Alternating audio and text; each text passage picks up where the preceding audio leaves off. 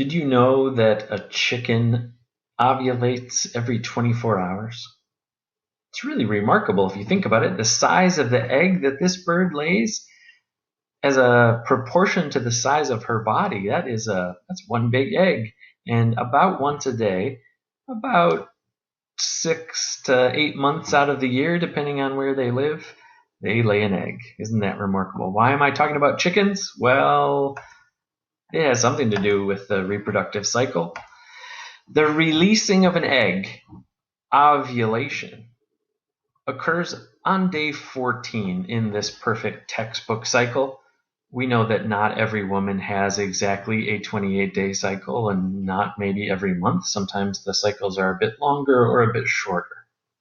But in all of the math and discussion of the female reproductive cycle, we're going to use this perfect textbook cycle, which goes something like this. The first day of a woman's period is when we start the clock. We can see the first few days by looking at the calendar along the bottom. The first few days, as she's shedding the endometrium, this delicate functional layer within the uterus, blood and tissue flow out, and this is what we think of as menstrual fluid. Depending on the woman and depending on the month, the shedding is done by the third or fourth day. Bleeding and some dark spotting may proceed for a few days afterwards, of course, as things find their way out.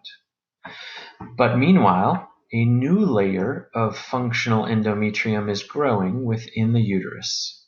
Each month, getting ready, just in case a tiny creature called an embryo should land on the surface of the endometrium.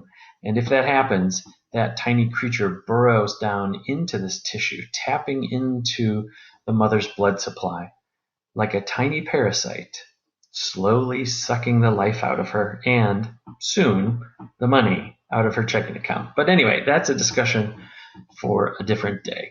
Let's see how this happens. How does the uterus respond in such a dramatic way? Well, of course, it's controlled by hormones.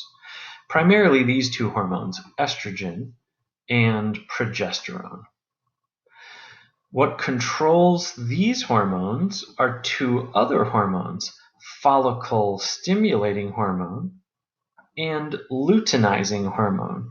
Those, of course, come from the pituitary, just like in the male, and the pituitary is controlled by the hypothalamus, just like in the male.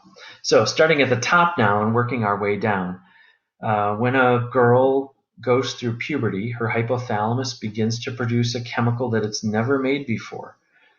Through genetic expression, we turn on this tiny part within her brain. Neurons make a chemical called GnRH. That stands for gonadotropin-releasing hormone. This chemical turns on other genes within the pituitary gland. Cells there begin to produce chemicals that they have never made before. And the first one's called FSH, follicle stimulating hormone. You might remember that the egg, the oocyte, is developing within a follicle. And so FSH stimulates the follicle to grow. Although this growth might take more than one cycle, we could imagine that this one might get promoted to the next level the next month, and then FSH stimulates it the next month. So in reality, the development up to this level we call a tertiary follicle. That might actually take a few months. In the event that this follicle is completely mature, it will send a signal back to the pituitary in the form of estrogen. The estrogen is the key to this big pink surge we call the LH surge. The LH surge is what triggers ovulation. So it's goofy and corny, but I think that the conversation, which is really what this is a two-way communication between different parts of your body. So it's a conversation that goes something like this: get ready, telling the follicle to get ready.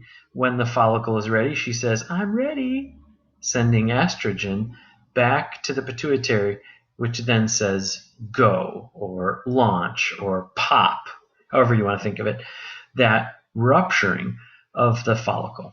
Now that process occurs by a lot of penocytosis. The follicle begins to drink in fluid, swelling and swelling to the point where it ruptures and thereby allows the egg to escape. What remains behind of this follicle becomes the corpus luteum. This looks like a ring of pineapple to me on this picture. The yellow body, the corpus luteum, really begins to surge large amounts of progesterone and a little bit more estrogen than it had been before, right? Estrogen levels are low early in the month. When we have a mature follicle sending out estrogen, estrogen levels rise. They fall quickly as this is sort of degrading and ovulating. But once the corpus luteum has developed a few days later, it really begins to produce much more progesterone and sort of a slowly tapering line of estrogen.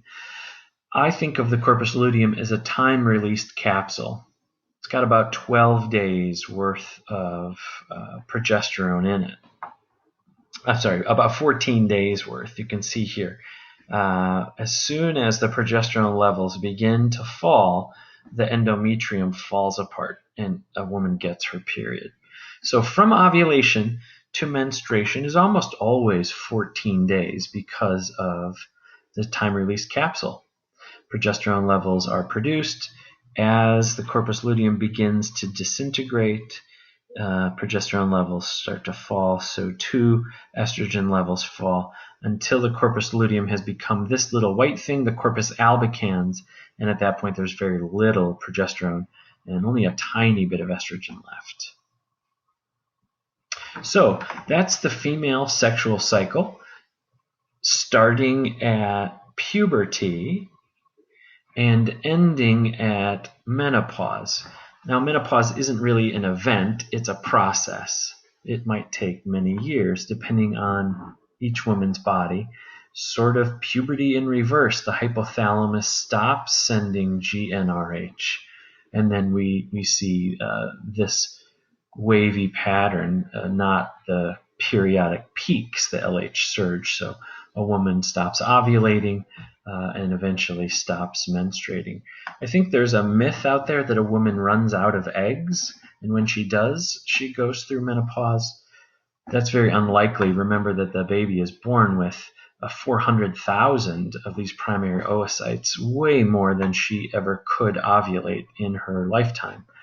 So I think that the issue is an endocrinological one. As part of the normal aging process, women's bodies begin to focus on other things instead of reproduction.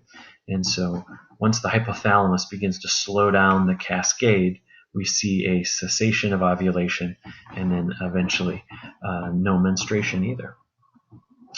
In the next video, we will find out what happens when sperm and egg finally meet and the first few stages of embryological development.